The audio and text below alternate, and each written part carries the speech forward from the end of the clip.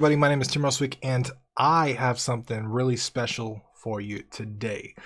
This is an interview, a chat, a talk with a fellow developer, Thomas Brush, founder of Atmos Games and the creator of Pinstripe and the upcoming title Once Upon a Coma.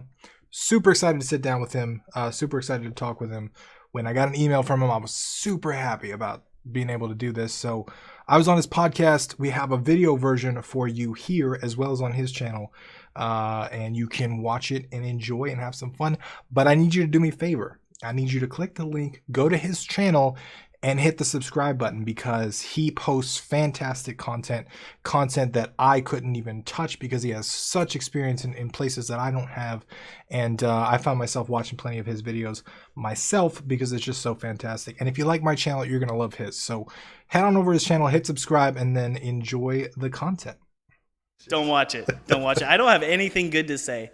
Like, do you ever feel that way, Tim? Like, that's the nature of the indie game industry, you know? It's like you always feel like you don't know what the hell you're doing. Oh my God, you do. I get so pissed off when I get emails like, well, Tim, yeah, you would know this because you're a successful indie game developer and you do. Right. I'm like, what? I have no clue. I don't even know what video I'm going to post tomorrow or like what. Yeah. Like, no. Well, you also, but your videos. See, this is what makes you special, is your videos. You project such confidence, and I think that potential indie game developers have to learn this. And I'm actually reading a book. It's called The Next Generation Leader. I just finished it up, and it's basically about how even though a leader might feel like they don't know what the hell they're doing, they have to project that they do. Yes. If they want people to follow them. And That's so especially true in like teams and stuff. Like I've noticed if I have working with contractors or something, if I give any hint that I don't know what I'm doing, they start to question you. They start to ask, they start to change stuff. Like, yeah. So totally. like there's this mentality that Notch kind of at least made it mainstream. He was the Impostor Syndrome, you know, and basically I don't actually like talking about it, and I think that it's kind of BS. But I mean, everyone at some point is going to feel like a fraud, right? Yeah. And so my thought process is I'm not gonna let myself feel that way.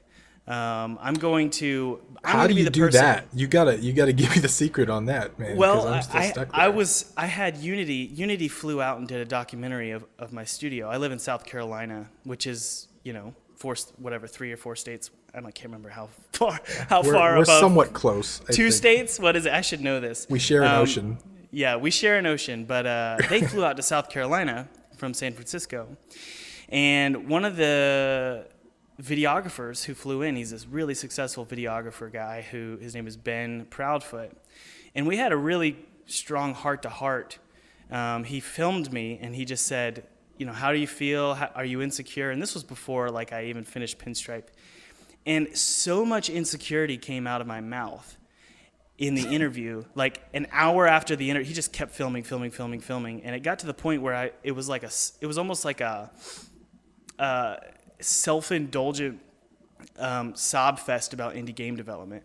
And after he shut off his camera, he basically talked to me and said, you've got to learn to be confident in who you are if you want to be successful. And my message to indie game developers is to stop posting, and no offense to anyone who's listening to this, because I've done it too, but stop posting memes about how unsuccessful you are and how little money you make. Like it's time for indie game developers to be not confident that they're going to make a lot of money, but confident that they're doing what they love and happy about it, because you and I are so lucky that we get to do what we do, you know? Well, you say lucky, but there's a lot of hard work behind the scenes too. There is, but here's the one piece of luck, though, is that you and I were born in America, right? Yes, sir. Yes. I agree and with that we're in this time period, right? Because the indie game development is such a new thing, and we're so lucky that we're born in this generation, I guess. Absolutely. But I know what you're saying. It's like a combo.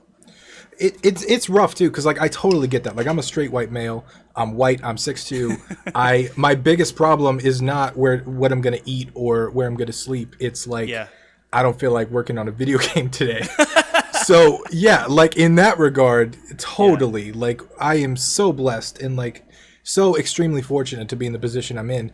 Yeah. But at the same time, like I feel like we are.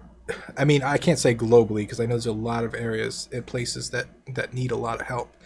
But I think as some of the developing nations or the developed nations kind of we move toward this place where robots are taking over Oh these yeah. jobs that don't require real skills, and everything is really becoming about thought and art, and like I think that stuff becomes more prevalent. And I think like what you were saying about my YouTube channel, like I found a little niche, I think, because I talked about like so many issues that I struggled, that I literally thought I was the only one.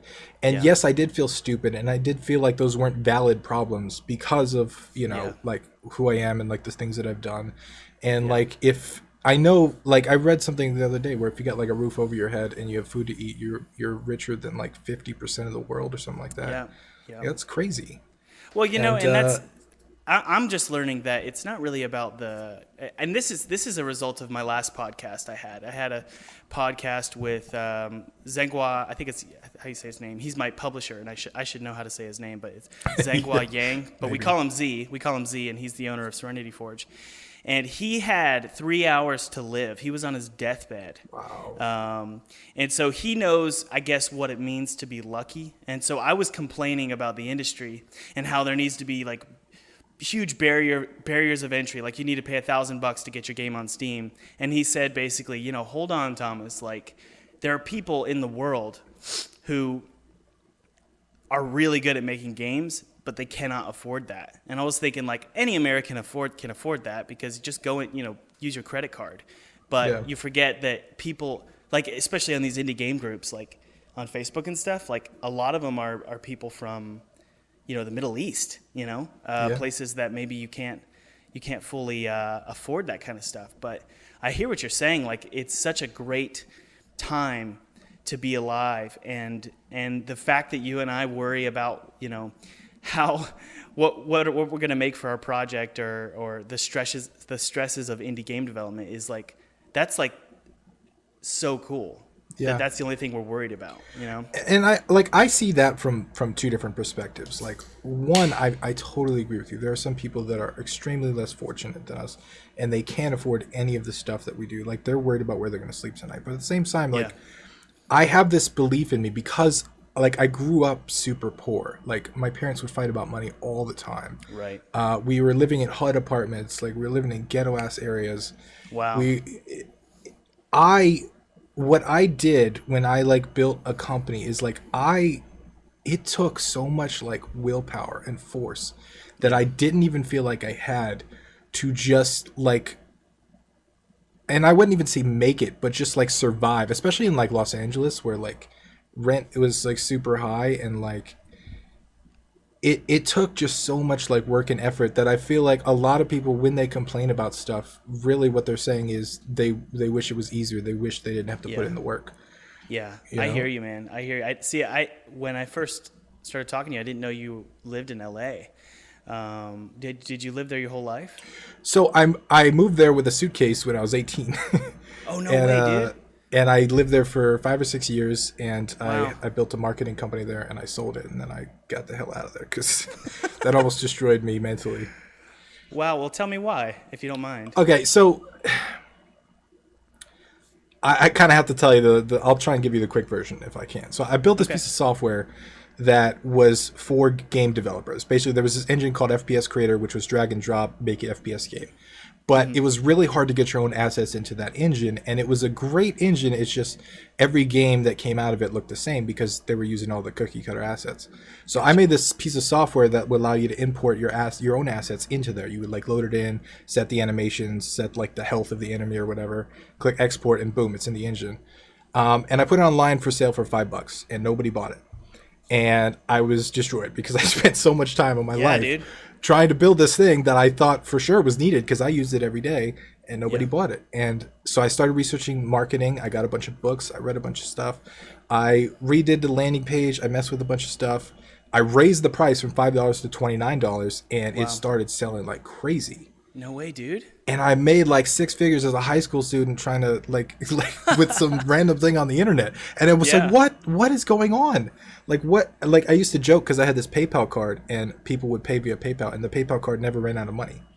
And I was just like, what is going on? This, and of course that ended. You know, the engine went outdated and that stopped working. Yep. But my dad had a friend in LA that owned a real estate development firm, and he had 19 different properties. And he was talking to him one day and said, "Oh, my son knows marketing, blah blah blah." And I managed to get a meeting with the guy, and he was like, "You know marketing?" I was like, "Yeah, totally. I did this thing and I marketed this thing, and it's great." And he ended up giving me a job where basically they gave me a place to live in exchange for doing all the marketing. And then I did marketing for like the 19 different properties. I built them all websites. I did SEO. I did a Wow. bunch of stuff for them, just learning as I was going. Yeah. And then using that, sounds like you got a phone call. No, that's okay. Keep it going. It's life. Yeah, it happens. We're good. So learning all that, I had those 19 properties as like a portfolio. So then I started a marketing company, blah, blah, Right. blah. It turns out a couple years later, I kind of realized like, what the hell am I doing? I was supposed to make Yeah. video games, and I'm Yeah, doing dude. marketing. Yeah. And then on top of that, I was starting to get to the point where, you know, it's a company. You have to make money. And so I was taking on clients that like I didn't believe in their product. And Yeah. I was in like the moral obligation of like having to sell something that I don't think people should buy. Yeah. And that like ripped my soul out of me. And I was just Oh, like, this man, is dude. not like, it was such a stressful thing. And then Yeah. I was having issues with my partner, and I was just like, whatever, I'm Yeah. done. And so we ended up selling it, and I took off on a road trip across the United States in my Challenger, and I just, as long as it took, I stopped everywhere I wanted to go. I stopped Roswell to see aliens, stopped No in way, Vegas dude. to hang out. Like I just did whatever the hell I wanted to do. And like at the end of like a year or two of like not knowing what I wanted to do, I just kept remembering video games, video games, video games. This is what I Yep. wanted to do, Yeah. and that's what I got back into, and that's when I started the whole YouTube channel. And at the beginning of the YouTube channel too, I didn't have any game development stuff to share because I hadn't made any video games. So I started sharing marketing stuff, and that seemed to be beneficial to a few people. Yeah. Man, So- dude, that's such a beautiful story. But it's so strange because it parallel tracks my story like almost to a T. I mean, I didn't sell anything for $100,000, but like when I was in high school, I made my first game, Coma, this Flash game, and it went gangbusters like instantly. Wow. And I think I made like $25,000 as an 18-year-old. That's epic. And I remember like going to the pool with my friends and saying like, dude, I just made like at the time I made like $1,000 starting out, and I was like, I just made $1,000 off of this stupid game, and they were like, are you serious? Off of a game? And so at that point, I kind of understood like it's almost intoxicating to make games and not only have people appreciate them, but be willing to give you money for them. Yeah. So like at that moment, I knew I wanted to do it. But listen, so I talked to my dad, and he's like, you should do this. And I kind of got hesitant. And I said, you know what, I'm going to go to college and get a degree in basically marketing. I got a degree in graphic communications, which is like printing and design and stuff, and some like general communication stuff. So I worked after I graduated from Clemson. I got married, and I got a job at a marketing agency. And dude, sweet. I know exactly what you're talking about, where you're just doing work that you just don't want to do. Like, it's not that I didn't believe in the work, it's that I had no feelings about it at all. I was doing client work for tire companies and wow. faucet companies. And it was like training modules and stuff. So during that time, dude, I said, I know I'm going to like end up just blowing my brains out if I stay here. So I said, I'm going to work my ass off every morning, during lunch, and in the evenings. And my wife was really like, she totally believed in me, and she was like, go upstairs, go in your office, and just work in the evenings. So like, I try and get in 3 to 4 hours a day, 2 to 4 hours a day, to finish Pinstripe. And so that was like from 18 to 25. 18 years old to 25 years old, I was just working my butt off, dude. And it's the reason I think I'm so against complaining in the industry is because I think it slowed me down. Now, obviously it's really hard to get to that mindset where you believe in yourself and you're fully confident in what you're doing. But if you look at anybody who's successful, they get to a point where they do start to believe in themselves. It doesn't mean they're not insecure from time to time. But back to our original talking point is you've got to learn, indie game developers have got to learn to talk, not only like convince other people that they know what they're doing, but convince themselves to look in the mirror and say, I've done this. Like you, Tim, have not only did you start this marketing agency and sell hundreds of thousands of dollars worth of this plugin that you made, but you also started this YouTube channel and you're creating games right now. And so you've got to learn to just like I need to teach myself that I've done this, I can keep doing it and I can do it better, you know? Yeah. And I want indie game developers to learn how to do that, you know, to battle that insecurity. Totally. And I think like for me, like I always had that insecurity and I was always scared of like, well, what if I do this and it doesn't do anything? Or what if I do this and I get 100,000 people to sign up and then I can't do anything and I can't have a life and my brain would just like make whatever excuse just to not get started, right? Yep. And like the thing that usually always made me more confident is I mean, or the thing that helped me build the confidence was just having the courage to start. Because I think courage and confidence are two different things. Courage comes from no experience, just doing the thing that you're terrified of. Right. Confidence comes from actually having done the thing and like, you know, getting places. And I what I tell people on my channel all the time is like, I have spent the last 18 months building up a YouTube channel, right? Like I have 26,000 people. I have thousands on an email list. I have thousands on Twitter. I could come out with a rap album right now and I would get sales, right? Like it doesn't matter what I do at this point because I have people paying attention. I've spent the last 18 months making people care about what I say. Right. And like adding value to people's lives. And I get emails all the time saying, Tim, thank you so much. You've added so much value in my life. Like, because I've spent 18 months adding value to people's lives. And when I come out with something, when I release a game, like by default, I get more players than everyone else that's not doing anything. Like you get zero by default, right? Zero people play your game, zero people download your song or whatever. Zero. And if you don't put in the work to actually build up something and make people care about it, like you shouldn't complain about that. That's just how the world works. I think you're taking I always say I was talking to my intern about this. There's if you think about the indie game industry as like a maze, like a hedge maze. Right. There's like a pot of gold at one corner or something, and that's what everybody's looking for. Everybody's in the hedge maze, but there is a way to get out of the hedge maze, bypass the whole damn thing, and there's a backdoor entrance.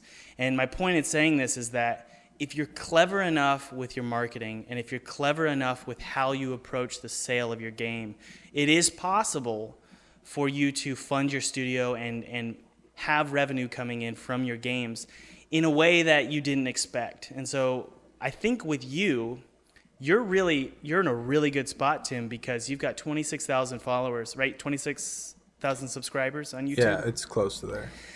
And what you have is an army that's willing to support you and like same to my subscribers is it's a new way to make and market and sell indie games. You're not trying to hire you can hire a PR agency if you want when you're selling a game. But I think the best way to sell an indie game is to already have that base there and ready to go. And so what I tell any indie game developers and what I say on my channel is start building your base right now. So in a combination of, at least I won't speak for your channel, but my channel is one, I want to educate people and get people passionate about indie game development. But I also want to find a community that is like-minded and hopes to support games that are similar to mine. So that's the benefit of building a social media following. And I'm starting to see that like the economy tends to favor people that have a social media presence. And if you decide that you're not going to do it and you want to make indie games, good luck making a splash. But you see mediocre games do well because those people put in the effort to build a social media following and a presence. You know what I mean? Yeah. No, dude, I totally. It's weird because like we did a Ludum Dare game jam like a couple months ago, and I made this game called All Followers Lost, where it was like a stupid game where you just it was the stupidest game I ever made. But I had my girlfriend voice like this Valley Girl voice, like oh my god, like doing like stupid like voices. Yeah. And I wasn't thinking. I was streaming the whole thing, and like then I just put it up there, and I completely forgot about it. And I realized like I came in like 13th place or something in total Ludum Dare, and like it kind of made me realize like holy shit, like that wasn't a result of the game that I made. Yeah. That was a result of like all like the exposure that I had the ability to put on my project at any one time. Yeah. Right? Yeah. Like, and I realized that was the first time that I kind of realized like what had happened. Yeah. Cause I didn't really like every other Ludum Dare was like 5,000 place or something like that, you know, like it's some, and then to just go 13th, it was just like, whoa, like that's, you know. And but that's a result of your following? Is that what you're saying? Yeah, yeah. And I to be honest, and since then, Ludum Dares, I'm extra careful about that because I don't want to throw stuff. Like, I feel like it's you know, I don't want to just send a bunch of people there and have them, like, right, you know, exactly. You know, it's a balance. But it's also kind of a brutal truth that I think my subs and anyone who wants to make indie games, they need to understand the value and the importance of indie game marketing and building an army that supports your games. Because I spend, oh man, it's so sad, but lately, dude, it's been like 70% of my time is spent just marketing and building a following and building a press list and building an email list. And like, you know, a little bit of time is spent actually working on games. Yeah. And that's a sad thing. And like that's why I hired an intern recently, because he's doing an amazing job. His name is Tripp, and he's just super talented. SCAD grad, Savannah College of Art and Design, and he's helping out with the marketing side of indie game development, because if you don't have that side of the equation sorted out, you're likely to fail. Pretty bad. So just to repeat that, so there are 3 people total working on your project? No, just yes, actually, yes, you're right. I was about to say no, but you're yes. the Serenity Forge guy, and then your intern. Yeah. You are spending 70% of your time on marketing, and your intern is full on marketing. Yeah. Well, here's the thing. So he just started working with me. So like I'm slowly trying to transfer the sort of a glossy smooth system over to him so that he can knock that out. So technically, more than half of your team is focused on marketing. Yeah. You could say that. Yeah. I mean, think about who we were competing with. You know? Yeah, exactly. And so you have to.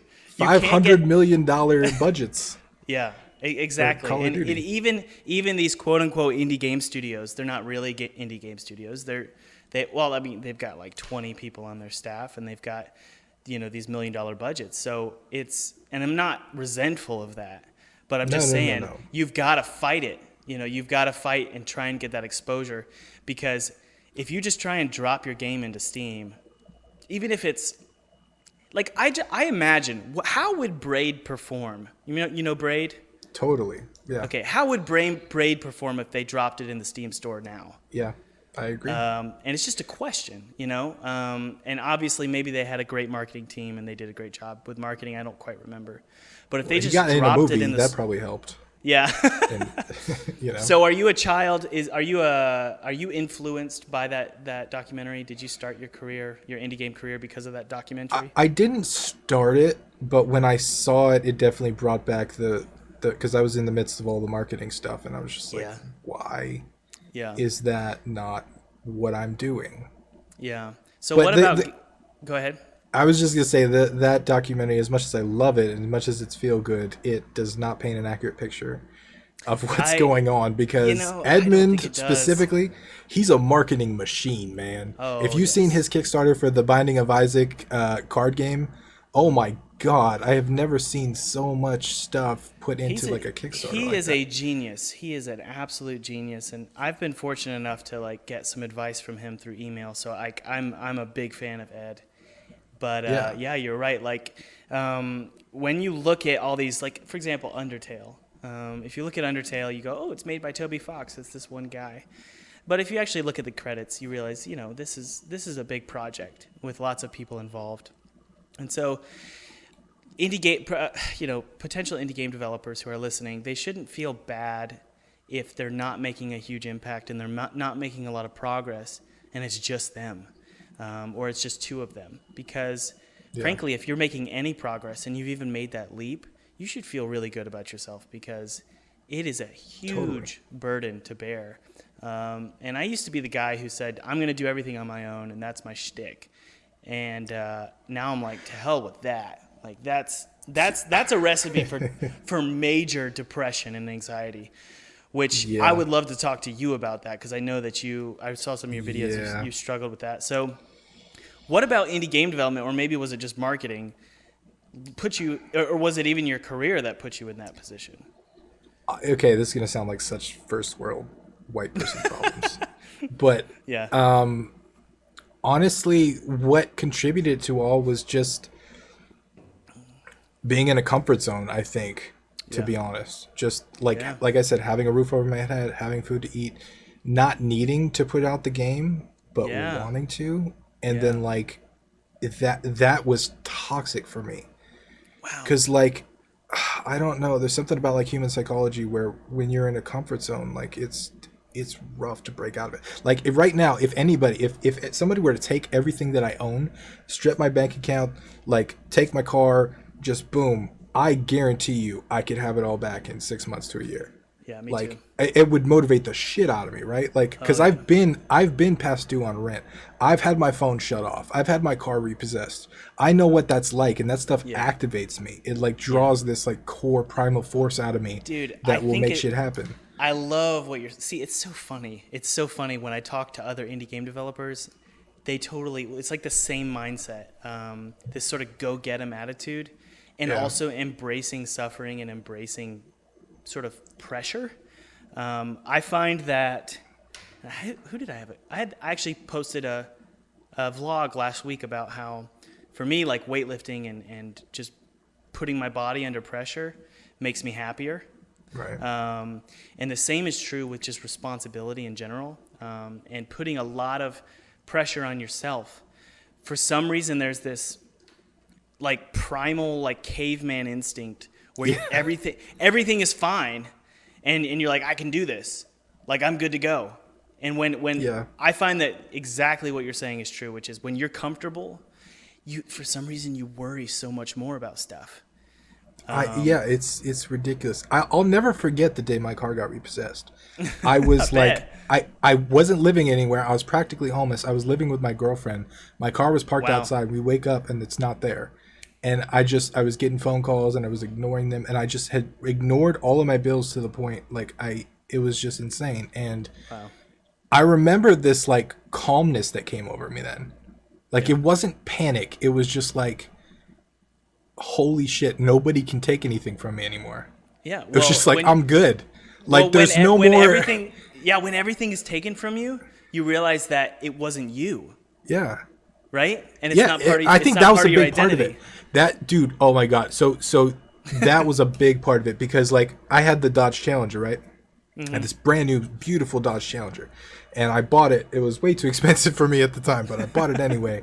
And like when that got repossessed, it was like, that was part of my identity. Like I had created this like successful startup-y marketing guy that drove a Dodge Challenger, and that was like a core part of who I was. And that shattered when that car got taken away, because it was like there was no more of that there. I couldn't pull up somewhere and people could see it. I couldn't pretend that I was that. It was just like gone. Well, can you imagine? Go ahead.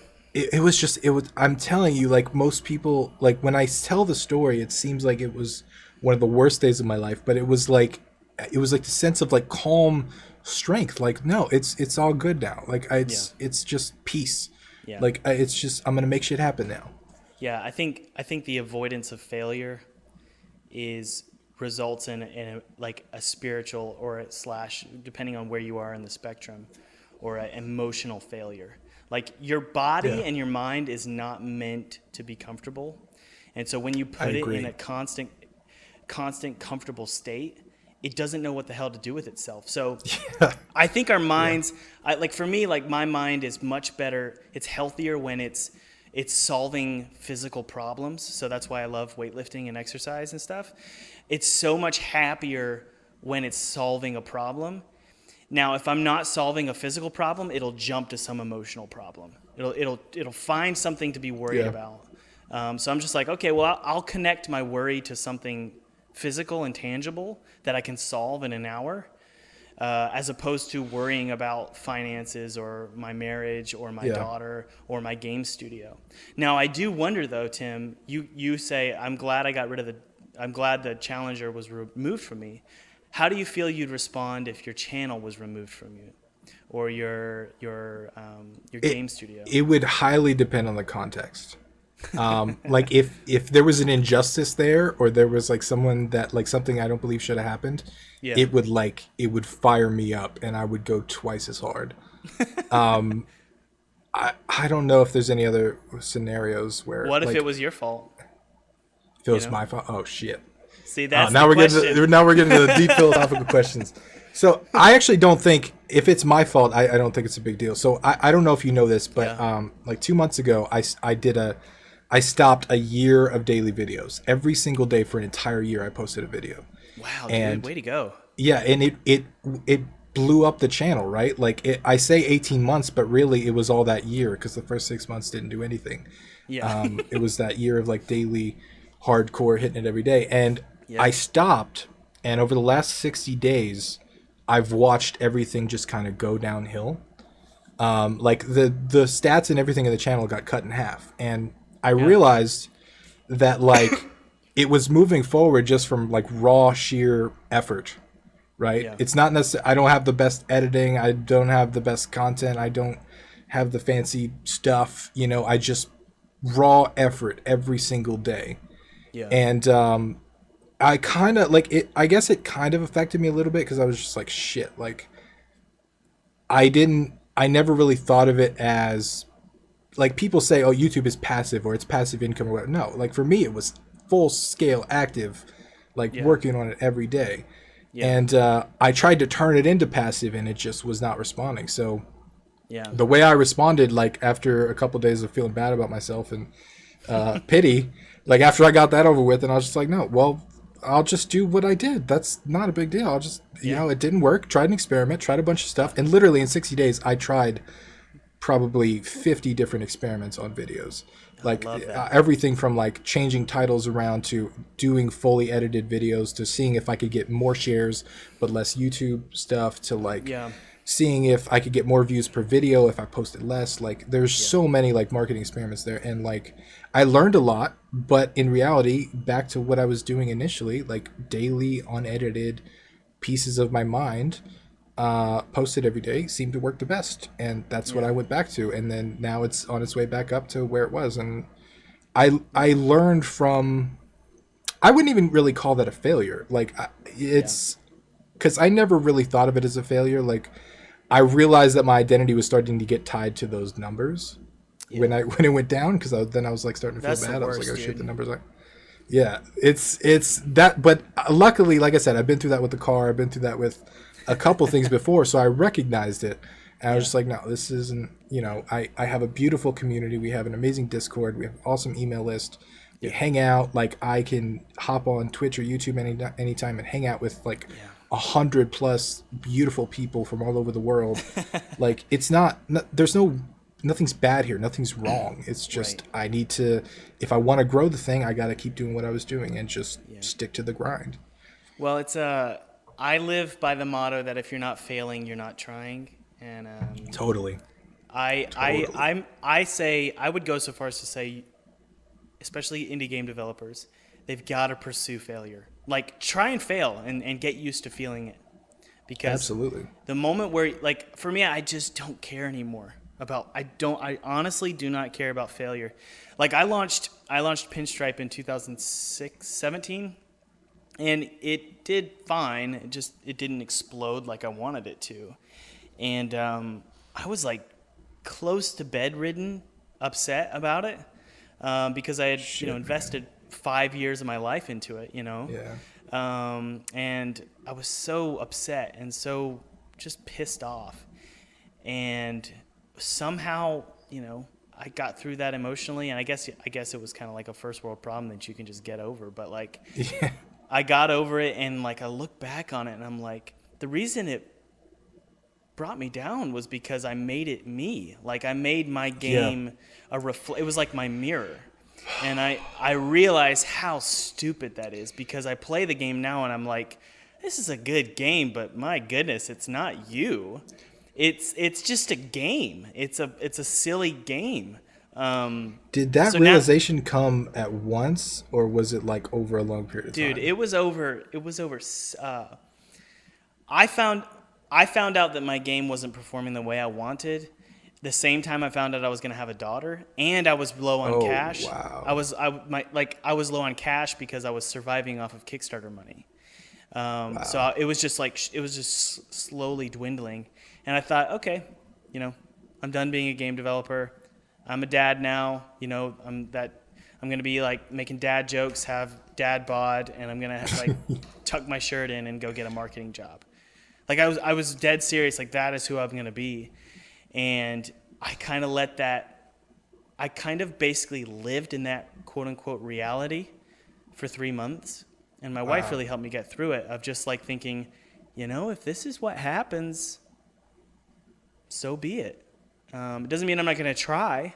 Right. But it's basically the ability. What I learned was, when you come face to face with your greatest fear, which my greatest fear, Tim, is to be mediocre businessman.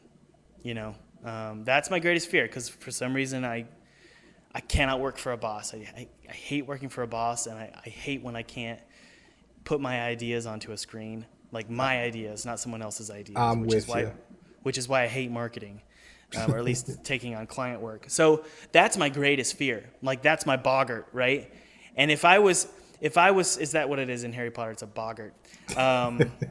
It's your greatest fear. So if I came face to face with it and I thought, oh, like I can do this.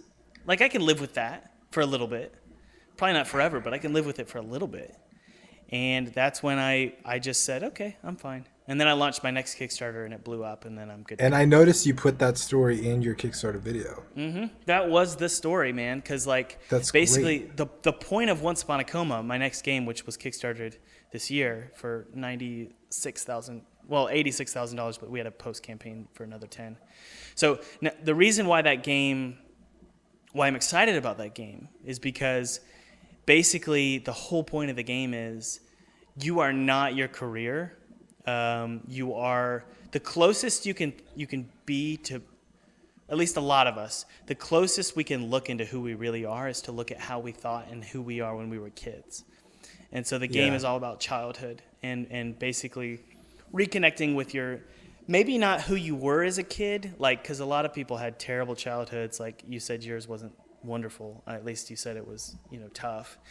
So a lot of childhoods aren't great, but at the very least, there is an essence and a beauty in a child's heart, which is a confidence, a belief in who you are, not what you do.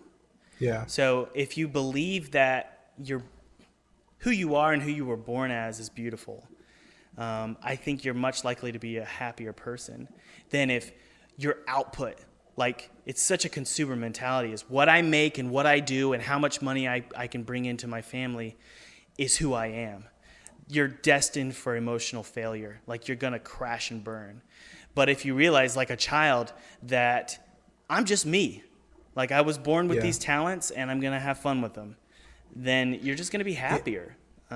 It's so interesting to hear you say that, because like that's actually something I've been legit struggling with. So the past 2 years I've made 17 games, and my whole philosophy was like quantity over quality. And finally, after doing all that, I was like, okay, I'm going to go back to this project that I started a couple years ago when I was still working in my marketing company, that I went through this really rough breakup, and like it started this project where I called it philophobia, the fear of love. And it was basically you're in literal hell, where love is literal hell, and all of the enemies are hearts, right? Oh, that is so true. It's it was such a personal project, and there's so much of me into it. And when I started working, it was supposed to launch last Valentine's Day, and I had to delay it for an entire year just because the first thing I did naturally as a game developer is just redo everything and completely do it 10 times bigger. Oh yeah, because that's what we do. Like we can't just finish a game. We have to make it 10 times better. Of course, I'm in that right now. So, but I'm all of those 17 games I didn't have an issue with, right? I would do them on live streams. We'd have fun with our audience. We'd build, we push them out, see how they do. We get everybody feedback. It'd be a giant, cool, collaborative process. Never once did it cross my mind that the games might fail because I never intended the games to do anything, right? It was just I want to make video games, and I'm going to do it with a bunch of people on the internet that also want to make video games, and then we can all play each other's games. And we did that, and it was great. But it's like this project, because it came out of like my soul, because it came out of like such a personal thing, because I feel like so much of me is in it. Mm-hmm. I think in a way my identity is being tied to it. And for me, like, I'm not afraid of the financial failure of the launch. I don't give a shit if I sell games. Like I feel like my calling in life really is more akin to my YouTube channel than actually be like a game developer. Like, yes, I love making games, but I also love teaching and helping people. What was that? I think I lost you there. Oh. Say that last sentence. I was saying, like, I feel like my calling in life is more akin to my YouTube channel than actually full game developer route. Like, I love teaching, I love sharing, I love improving myself and other people around me. So I'm all about that. But like, it scares me that the game might not be good. Yeah. Because this is the first game that I feel like I've poured myself into. And then on top of that, I have this whole YouTube channel where I teach stuff about game development all the time. How can a dude that teaches game development make a game that's not good? You know? Well, I don't think anyone would look at that as like, I think you're the only person, and I would understand where you're coming from, but I don't think your subs would ever think that, because no, but that's what makes it worse for me. Because when I ask them what do they think, they say, "Oh, it's great, Tim," and I'm like, "No, fuck you. You watch my videos." Let's say but let's say your subs were like, "Okay, this game is bad." I don't think they care. It's the same reason why a coach can't play as quarterback.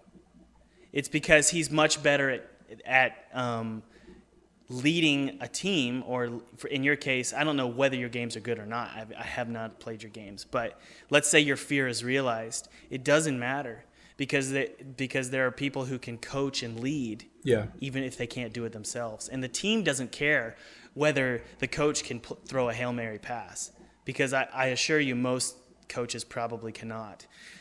So I think that it doesn't really matter whether or not. And in my case as well, I've thought about that too, because I've made some serious mistakes with my games, but I just don't care. Like I know what I'm passionate about, and I know that I have really good things to say. And like, I've learned from your channel, you know, I've learned a lot from your channel and applied it to my games. So I don't care whether you are pumping out quality games. I bet you can. I'm sure you are. But I'm just learning, dude. Yeah, like back to what you were saying about how you're like how this game is received might affect how you perceive yourself.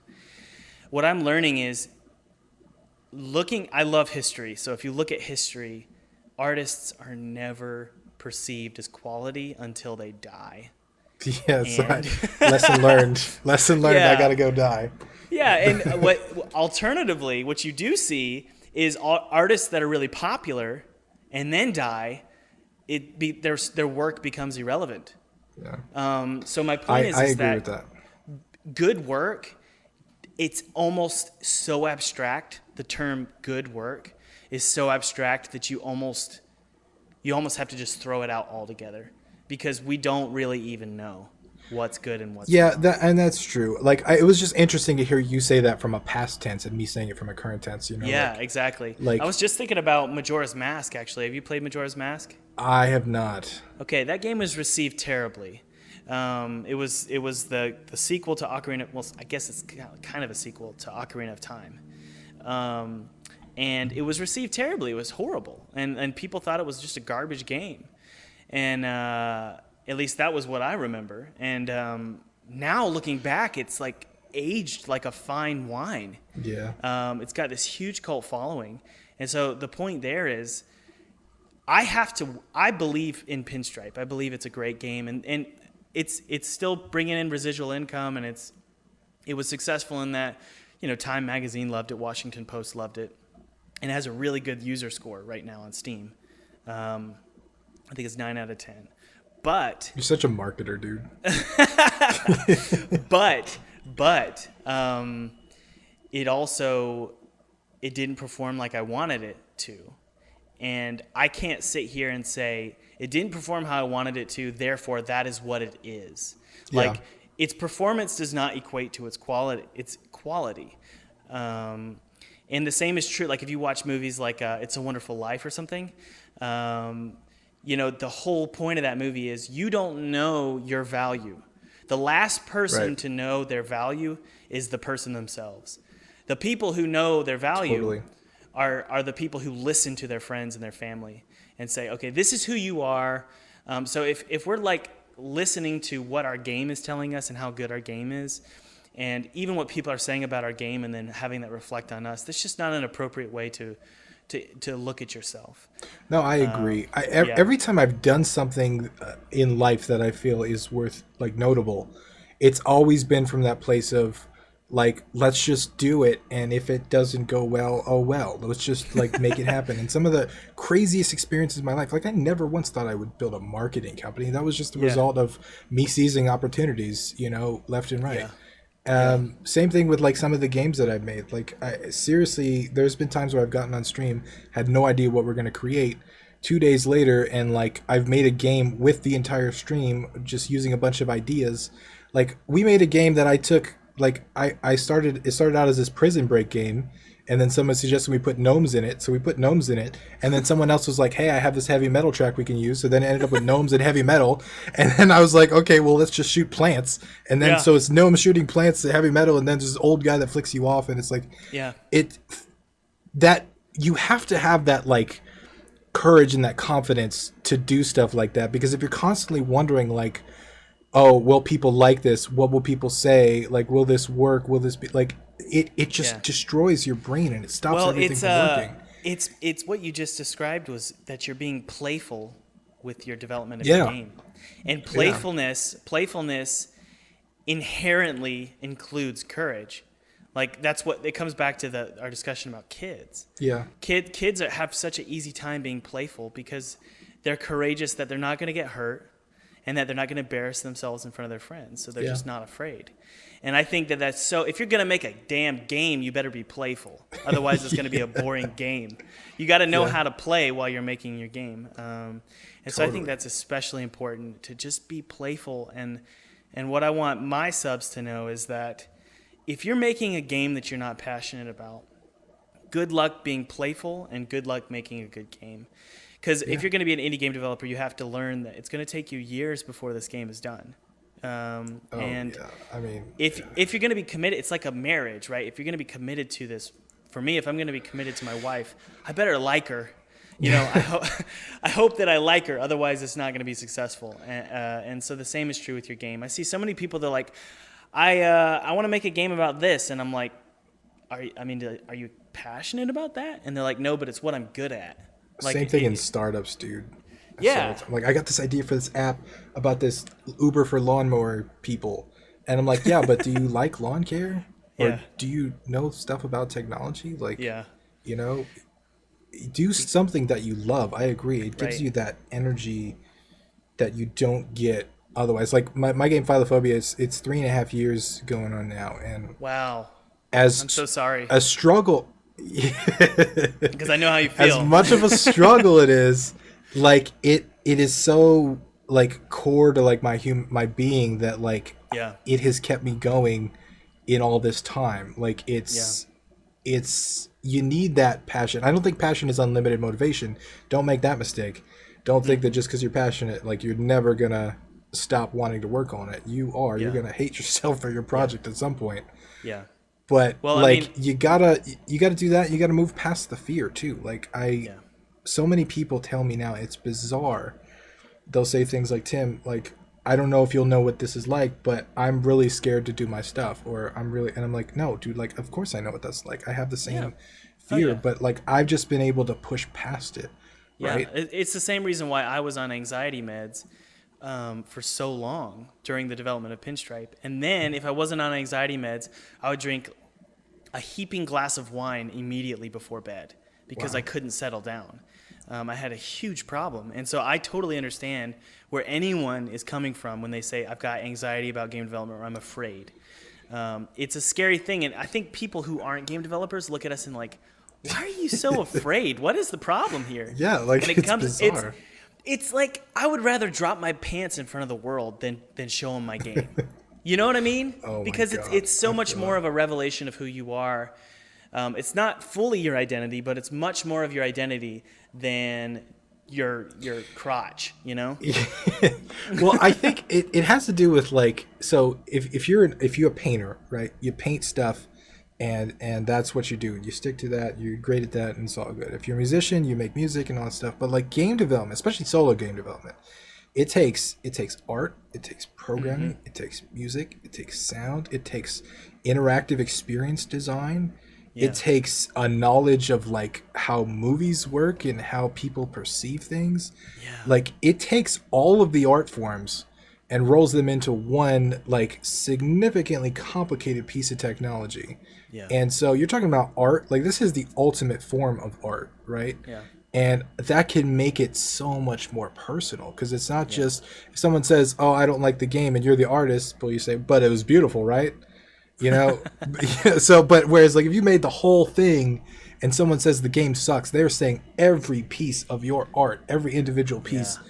like is bad, and that can hurt, right? Like That's it's crazy. Yeah, I've never thought about it like that. Like if I get, I do try and read my bad reviews as much as I can on Steam, but I just don't like to, but I try. And what's the that is logic behind that? well, I think it's important to grow from the negative You're comments. trying to like build your tolerance. Well, two things. Two things. First, it does grow. It's kind of like the body responds. I'm into like weightlifting and stuff. So the body responds to physical pressure. Like when you tear a muscle, it comes back stronger. It's like Piccolo in Dragon Ball Z. But at the same time, the mind is the same exact way. So if you read a bad review or you check your bank balance, or you have a conflict with a family member or your wife or your husband or whatever, girlfriend, whatever, if you approach painful, I guess, reflections of yourself, you're much more likely to, one, learn to disregard them, or two, embrace them and say, you know what, you're right, I need to change. Yeah. And so either path that you take when you receive a negative comment is a good one. The only other path that's bad is getting angry and saying you're not going to listen. Yeah. So that's why I like to read my negative reviews as much as I can. And frankly, like most of them are great, like stuff that I would write. I'm not sitting here thinking my game is great. Like I know where the glaring problems are. And so I'm happy to read you them of all and people. solidify them. Non-developers don't seem to get that like you have a giant list longer than they could ever write Yeah. of Yeah. stuff that's wrong with the game. that you can Right, fix. exactly. Yeah, if you made the game, you probably know what's wrong with it. And it's the same reason why when you're in an argument with someone and you know you're wrong, but if you've got such a hot head that you can't take it, then the same things that they're telling you you're wrong about are the same things that make you the most angry. Yeah. And I think that game developers need to learn to just take it in. You're a human being. You're not a perfect developer. Your game.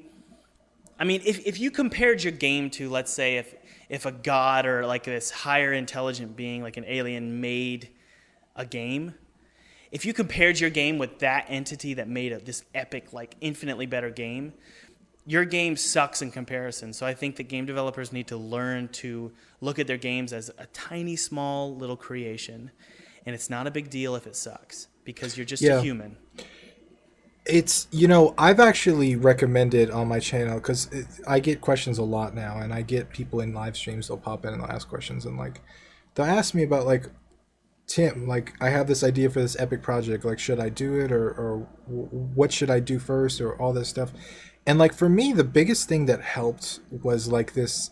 I embraced everything initially with this quantity over quality idea, Yeah. and that helped me like kind of get rid of the fear of like making Yeah. something bad, right? Because That I'm not makes going sense. for quality, I'm going for quantity.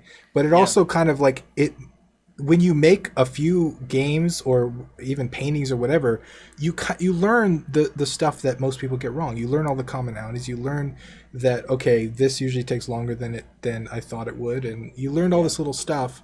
And like it tends to build confidence over time, and like that's why I made over the 2 years I made the 17 games that I made.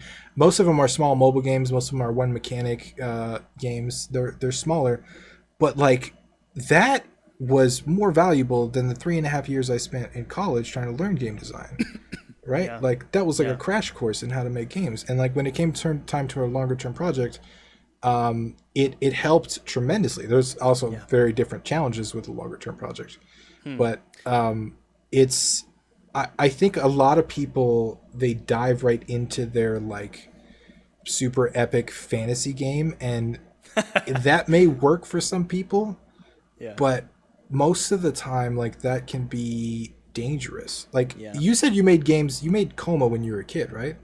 18, 17, 18. 18. So I Did guess you make a any kid. other games besides that? Before that, I made a game called Flash Geometry Wars, which was a complete ripoff of Geometry Wars, but just a Flash version. And that was the first time like I was able to Google my name and find it, so that was cool. Wow. That was a fun feeling. And then after that, I made a game called Skinny, and Skinny was kind of a flop. I mean, it did okay on. It was like this game about a robot, but after that, I went full force into Pinstripe. 5 years, Yeah. 6 years later. And so you made a few games before that. What's interesting is, like when because I mentioned your name to my girlfriend. A funny story that I'll tell you a little bit later about how she introduced me to you like a year ago. It was funny, but it was interesting that like when you talk about Edmund McMullen, people say, oh, he made Super Meat Boy, right? And then he made Binding of Isaac, and those are the only two games he's made. Or like I know you as the Pinstripe guy, right? Like that's what I knew. That's the only game I knew of yours that you made. Yeah. And people like they don't realize that there's so much work behind the scenes. There's so many things that got done just because they didn't get the same level of marketing or acclaim or whatever as that project. They tend to think that those things don't exist. Yeah. Like Edmund made 37 some games before Super Meat Boy. Yeah. Like people, it just blows my mind that people still have this fantasy that like they can just quit their job, start on this dream MMO RPG that they've been thinking of since they were a kid, and then work for 3.5 years somehow managing to survive, and then release it and make $1 million and sell it to Microsoft like Notch. Right. Like, well, that's the thing. it's Is just- Notch is the exception. All right, he's not the rule. And so somebody was trying to encourage me during Pinstripe's launch, and I won't say who it was. And they were like, Thomas, don't worry about your sales numbers. I know they're not great right now, but Edmund McMillan said the same thing, and now he's a millionaire. And I said, what the hell are you talking about? Like, that's like saying you'll win the lottery. It's okay. You got to learn to accept the fact that it's a really long journey. Yeah. And like, I kind of want to talk about your journey. We're almost at an hour though. It's been an hour of this podcast. So I think, are you cool with the remaining, I guess, 20 to 30 minutes being paid content on Patreon? Sure. Let's do it. Okay. So the rest of the content for the podcast but with me and Tim will be available on both of our Patreon pages. So you can either check out mine or Tim's in the link in the description. So thanks for listening, guys. Tim, please, by the way, everybody coming out. yeah. Take a look at Tim's channel and subscribe. Take a look at Thomas' channel and make sure you Yeah. wish list Once Upon a Coma on Steam. Yeah. So this is a little bit of that cross promotion. Me and Tim are both marketing guys, so we're being manipulative right now, aren't we, Tim? We're gonna market the shit out of this. We're gonna make you buy our stuff, which you Yeah. should be doing, by the way. Yeah. to other it's good people. content. It's exactly support indie games, support indie game developers. So anyway, thanks everybody for listening. Peace.